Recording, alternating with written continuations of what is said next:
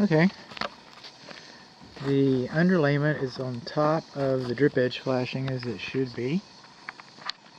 That's a good thing to note. If you look across here, so you got a little bit of warping right in there. And I'm going to say, on the report it's going to say deflections. Deflections. The technical word for that is sumping. And if I see more problems with the attic, I might change my terminology to sumping. And we'll come up over here, and you see across the top of the roof right there, that's called a ridge vent. But if you look over here, you see we got a passive turbine vent. Okay, that is a mixed vent system. That's two different types of exhaust types. And you're not supposed to, the code says you're not supposed to mix. You should put enough turbines up there, or take the turbines out, and put enough ridge vents up there on how it was designed. And then you come over, and I'm seeing pock marks. Okay, so I'm seeing a little bits of hail damage, and hail damage on the, I can't see latent hail damage, but I can see that and that. And granted, it doesn't look like it's a large hail here, you know. I don't know what I can see on other parts of the roof, but I can see it there, there, there. So we got lots of scattered impact damage and damage on the soft metal is what we call it, but we got impact marks on all the plumbing vent pipes, jackets. And then on your exhaust vents, they added all this ridge vent, and then they added these wind turbines up there. And then that's exhaust vents.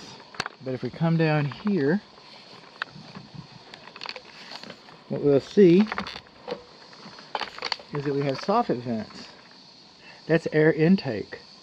And your air exhaust on your attic is supposed to be between 40 and 60%. You had the wind turbines, now you got the ridge vents. If you've got more than 60% exhaust vents, and you've got mixed attic ventilation system, I'm expecting it to be, and you say, wow, you got more exhaust, it won't be very hot up there, will it? But if the ventilation isn't working properly, you got all the parts here, some of them are mismanaged, and they weren't calculated properly, so you may have all the parts, you can just throw all the parts down on the floor for a motor, and it's not going to run unless you put the motor together right. Same thing with your attic ventilation. I mean, they didn't just guess this stuff, okay? This has been through years and years and years of construction. You know, building sciences have evolved, and they didn't make this stuff up. I mean, in the early days, before pre-code, yeah, you know, it was regional, and people found out what worked and what didn't work. And what worked is still standing, and what didn't work isn't there anymore.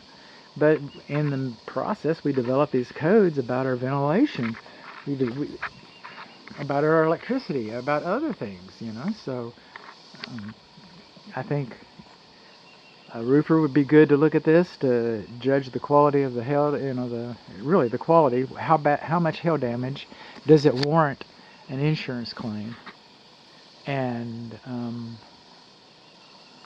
depending on the roofer, but if he's savvy on roof ventilation, you need to get the same guy, if possible, to make sure the attic is ventilated properly, because you got furnaces up there, I believe.